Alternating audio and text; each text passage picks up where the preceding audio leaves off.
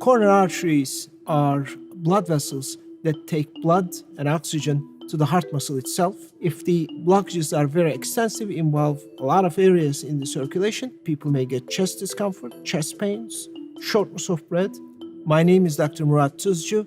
I'm an interventional cardiologist. I'm the chairman of cardiovascular medicine at the Cleveland Clinic Abu Dhabi. I'm also the chief academic officer. Here I'm very fortunate to work with 4 other interventional cardiologists. Patients should be evaluated carefully. We may choose one of 3 ways. 1, we may treat the patient by medicines and lifestyle changes. Number 2, we may choose to treat the blockages with stents, or if the blockages are very extensive, involve a lot of areas in the circulation, we may choose to perform bypass surgery. If we choose stents, we call that type of treatment PCI, that stands for percutaneous coronary intervention, meaning that we don't make a cut, but work through tiny holes from groin or the wrist and advance a tiny catheter to take pictures of the blood vessels supplying the heart and identify the problem areas. Right here, you see the blood vessel is narrowed by the fatty buildup in the wall. In order to treat this narrowing, we thread a tiny wire across it. Over this wire, we advance a long balloon and place it right across the narrowing.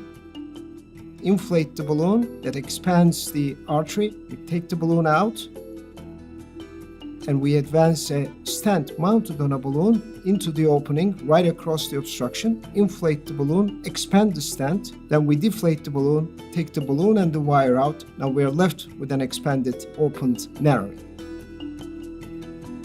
Patient is transferred from the cath lab to the ward and rests the remaining hours of the day. And next day, we check the patient's access site, we check the blood work, we check the EKG, and if everything is okay, most of the time we're able to send the patient home. After going home, we make sure that they take some of the medications very, very religiously, but they will be able to resume their daily activities very shortly. It's critically important patient adheres to a healthy diet, regular exercise, maintain an ideal body weight, and takes this medication. Most will agree that the heart disease is probably the most threatening disease that we know of. It doesn't only kill, it also leaves you incapacitated or very limited.